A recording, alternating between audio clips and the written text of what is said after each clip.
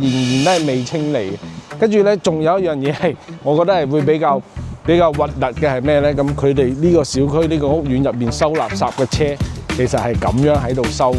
咁啊，我企喺隔離都會聞到相當之大嘅一陣味啦。錦繡閣，呢個國際花城咧就已經俾呢個華家沙蝦呢個風力個招牌都已經吹冧咗一半。嗱，咁颱風過後啦，今日已經係9月25號啦，颱風已經過咗一日啦。咁咧，好多人關注嘅呢一期關注都係珠海嘅一啲新聞，因為珠海嘅海水倒灌比較犀利。咁啊，亦都有啲觀眾朋友問咧，咁坦洲同埋三鄉喺颱風之後過後會點咧？會唔會水浸啊？或者啲城市嘅恢復能力得唔得啊？咁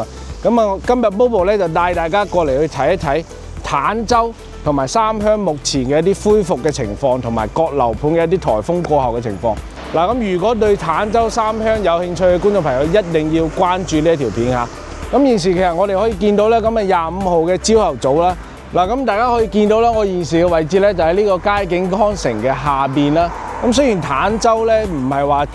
最近颱風嘅一個鎮啦，或者係點樣，但係咧可以見到其實坦洲嘅一啲樹木啊，或者係坦洲嘅一啲情況都係會俾呢個颱風嘅影響到。可以見到呢啲樹已經係吹冧晒。咁前面嘅一啲環衛工人啦，啱喺前面喺度扶正緊前面嘅一啲樹。雖然樹冧咗，但係積水啊，或者相對於其他水浸嘅情況嚟講咧係冇嘅。咁我哋現時咧先入去呢個佳景康城入邊去睇一睇樓盤入邊交咗樓嘅係咩情況咧。咁我哋現時入到嚟呢個佳景嘅3期入邊咧，其實可以見到樓盤咧經過咗颱風之後咧就冇乜大問題，亦都冇話邊啲陽台嘅玻璃爆啊，或者係其他一啲問題質量嘅問題啊。咁跟住咧，其實我哋可以見到咧。雖然經過咗颱風之後咁我哋頭先上嚟都係見到有好多啲清潔嘅人員啦、物業啦喺度做緊呢個清潔，咁亦都將呢啲咁樣嘅呢個吹咗落嚟嘅啲樹枝啊，呢啲已經全部係整理晒打包好嘅，所以相對嚟講咧，佳景嘅呢個物業咧，我感覺係現時係做得比較 OK 嘅。咁我哋再落去呢個地下停車場去睇一睇。咁我哋而家嚟到呢個佳景嘅地下停車場啦，咁可以見到其實呢一度咧就呢個地下停車場嘅出入口啦。咁呢個物業咧其實就琴日就係將呢啲咁樣嘅所有嘅一啲防汛防水嘅擋水板啦、沙袋啦已經全部準備好晒，而且琴日咧係將呢個出入口係封咗嘅，咁而家先啱啱打開。咁其實可以見到成個停車場咧都係會比較乾爽啦，唔會有啲好多積水啊或者係其他嘅一啲垃圾喺呢度。所以相對嚟講咧，一個樓盤得唔得咧？我感覺就係呢個物業，即係譬如話佢災前嘅一啲防禦能力啦，同埋一啲災後嘅呢個恢復能力都係好重要。咁成個佳景嚟講咧，其實佢嘅呢個相對於防災或者係恢復嘅能力，我感覺目前都係 OK 嘅。咁目前佳景咧在售嘅一啲15棟嘅新貨咧，有105方至140方嘅一啲超高售率嘅單位。如果係考慮呢個坦洲嘅朋友咧，可以考慮下佳景呢個樓盤，因為佢物業確實做得唔錯。咁我而家又嚟到另外一個大家關注度比較高嘅坦洲嘅另外一個盤啦，日進半島啦。咁其實可以見到咧，佢嘅小區園林啊呢啲，亦都係有俾呢個颱風襲擊過嘅痕跡嚇。但係我哋可以見到物業咧都係已經將呢啲吹落嚟嘅樹枝啦，嗰啲嘢全部已經收好晒放喺嗰邊。但係地下咧仲會有相對嚟講有一啲咁樣嘅樹葉啊，咁啊仲未嚟一次清理嘅。不過其實呢個問題就唔大嚇。咁可以見到咧，其實所有嘅一啲樓盤啊、玻璃啊或者一啲瓷磚啊呢啲，基本都係冇乜質量問題，唔會話吹跌落嚟。而且咧呢個日進半島呢一度咧，咁物業咧其實係會仲喺呢啲位置會放埋呢啲咁樣嘅防汛嘅一啲沙包啦，會避免呢個玻璃門去俾佢吹爛。其實呢樣嘢我覺得係 OK 嘅。咁我哋而家咧再落去呢個地下停車場嗰度睇一睇啦。咁我哋現時咧又嚟到佢日進半島嘅地下停車場啦。咁啊，成個地下停車場咧相對嚟講都係會比較乾淨同埋整潔，亦都唔會話有太多嘅積水。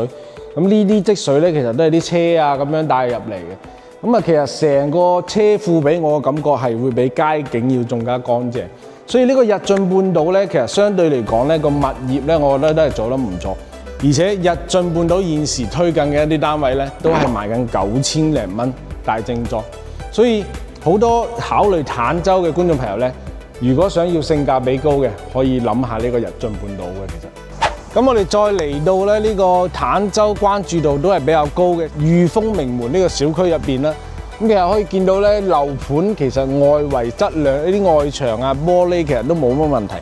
但係呢一邊咧小區入邊嘅一啲路咧可以見到其實颱風過後嘅好多啲樹枝啦，或者你睇下地上嘅啲樹葉啦，加埋呢啲咁樣嘅咁大棵嘅樹咁樣落晒喺度咧。到現時嘅25號12點鐘啦，個物業都係仍然都係未清理嘅。跟住咧，仲有一樣嘢係我覺得係會比較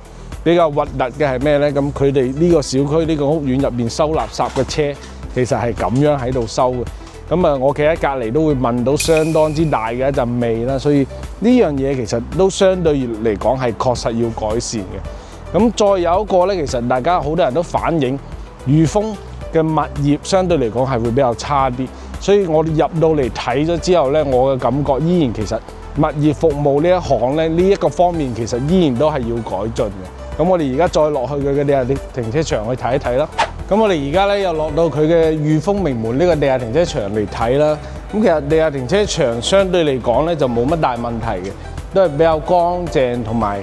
都唔會話有太多嘅積水喺度啦。但係咧上邊嘅情況咧，相對於坦洲咁多個小區嚟講，係確實會做得比較差嘅。所以好多人相對嚟講咧，話裕豐嘅物業相對會比較差啲，呢樣嘢係確確實實嘅。而且之前咧嘈到呢個沸沸揚揚嘅小區裕豐名門小區車位事件啦，到現時我聽講都依然係未解決嘅。所以咧，如果想買坦洲嘅觀眾朋友，謹慎選擇呢個裕豐名門呢個樓盤啦。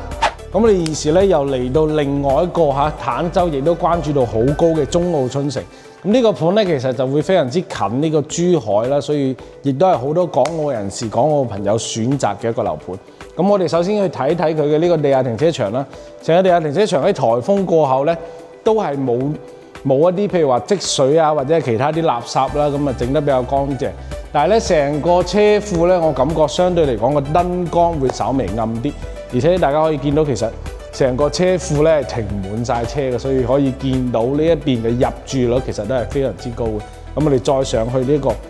園林嗰度去睇一睇。咁我哋再上嚟呢個中澳春城嘅園林入邊去睇睇啦。咁其實相對嚟講咧，周邊上邊嘅質量問題都係冇嘅，玻璃啊、陽台啊或者係瓷磚呢啲都係完全冇問題嘅。咁咧可以見到成個小區園林咧，都係有俾颱風襲擊過嘅痕跡嚇，但係咧中澳咧亦都係做得比較好嘅，就係我哋喺呢個時候過到嚟嘅呢個時候25號咧，物業係已經將呢啲所有阻住路邊或者係有危險嘅一啲樹枝係已經清晒出嚟，咁同埋咧成條路都係打掃得比較乾淨嘅，所以相對於其他樓盤嚟講，中澳嘅物業做得都唔錯嘅。咁現時咧中澳咧亦都係加推緊一啲3房啦、2房啦，或者係大4房啦，應有盡有嘅一啲單位。咁啊單價都係講緊13000幾，總價大概150至160萬左右，都已經買嘅一個大4房、120方嘅大4房啦。所以如果考慮翻坦洲嘅朋友咧，其實中澳春城呢個盤都可以諗一諗嘅。嗱，咁我哋而家咧再嚟到呢一個，亦都大家關注度好高嘅呢個錦繡閣。呢個國際花城咧就已經俾呢個華嘉沙呢個風力個招牌都已經吹冧咗一半。咁其實咧，咁呢一個位置咧，我哋出邊所見到嘅呢個位置咧，一直以嚟都係坦洲大家比較關注嘅一個水浸黑點嚟嘅。如果落大雨嘅話咧，出邊呢個門口位或者係入邊嗰啲位咧，會有時候會有水浸嘅，所以大家都非常之關注咁。到底颱風之後咁錦繡國際花城門口有冇水浸啊？或者係有冇一啲水浸過後嘅痕跡嚇？咁我哋而家咧其實見到咧就基本係冇水浸嘅痕跡，因為呢個華嘉沙颱風啦，佢係風大雨唔大。咁你現時見到咧，其實基本就係冇乜大嘅呢個颱風嘅痕跡啦。可以見到，除咗呢個招牌吹冧咗啦，同埋有啲樹仔啊俾佢吹咗落嚟。咁我哋而家咧再入去呢個已經交咗樓嘅嗰幾期去睇一睇物業對於呢個颱風過後嘅恢復情況係點樣啦。錦繡嘅地下停車場咧，相對嚟講咧，其實就都係正常啦，就冇乜太特別嘅地方。而且颱風咧對呢啲其實都係冇乜影響。但係地下咧都係會見到會比較多嘅呢啲樹葉嚇，物業都係仲未嚟得切去清理嘅。咁其實相對嚟講咧，就唔會話有啲即係同感受呢個盤係一模一樣，比較會平衡啲嘅樓盤嚟嘅。咁我哋再上去佢嘅呢個園林去睇一睇啦。咁我哋再上嚟呢個錦繡國際花城嘅現場去睇一睇啦。咁現時呢一期咧就已經佢交咗樓好耐啦。咁我哋可以見到入邊嘅園林咧，呢個華家沙嚇對於坦洲嚟講，其實影響都係幾嚴重嘅。咁啲咁大棵嘅樹都係吹冧咗啦，跟住後邊仲有啲咁嘅斷枝啊呢啲。咁雖然咧物業咧現時仲未得閒去清理呢啲咁嘅樹咧，但係我哋可以見到成條路，即係人行嘅呢個路咧，就已經路面就已經清理好晒，咁就冇話太多嘅樹葉同埋呢啲積水喺度，同埋啱先係啱落咗雨嘅，所以相對嚟講咧，錦繡國際花城喺呢個坦洲嚟講咧，佢一直係一個性價比比較高嘅樓盤嚟嘅。咁現時咧，其實佢講緊70幾萬就已經可以買到一間大3房，仲送埋家私家電。所以如果係考慮呢個坦洲樓盤嘅觀眾朋友，可以去諗諗呢個國際花城，因為佢相對嚟講佢嘅性價比啦，加埋物業啦、戶型啊呢啲各方面都係屬於比較平衡嘅，而且現時咧環境又舒服，價錢都係非常之平嘅嚇。咁我哋最後再帶大家嚟睇一睇我哋三鄉鎮嚇，中山嘅三鄉經過颱風之後嘅現狀啦。咁現時咧已經係其實係講緊25號嘅下晝2點㗎啦。咁其實我哋可以見到咧，成個三鄉入邊咧，即係雖然路面咧就冇乜積水啦，或者係冇乜其他嘅嘢，但可以見到其實對面呢啲咁樣綠化帶下邊咧，都係仲有比較多嘅呢啲垃圾係未嚟得切清理嘅。咁我所在呢個位置咧，其實都係三鄉平時會水浸積水比較一啲集中嘅地方啦，又或者話可以話係呢啲水浸嘅黑點啦。咁其實我哋可以見到啦，點解話我成日同大家講話，叫大家一定要揀區域啊，或者係揀城市或者揀地方嘅時候，一定要睇佢，唔係話睇佢平時水唔水浸，而係睇佢平時災後或者水浸之後嘅一啲恢復能力。所以其實我哋大家可以見到啦，我哋坦洲又好啦，三鄉又好，咁相對嚟講個恢復能力對於珠海嘅各個區域嚟講，相對嚟講係會弱啲嘅。但係其實咧，講緊對於港澳人嚟講咧，咁其實三鄉啊、坦洲呢啲地方咧，講緊消費又平啦，或者樓價又唔會太高嘅情況下，都係會比較友好嘅。咁我哋手頭上咧，亦都整理咗一份呢個坦洲同埋三鄉現時或者係颱風過後恢復得比較好，或者係物業做得比較好嘅呢個樓盤資料。咁如果需要嘅觀眾朋友入線問我哋攞啦。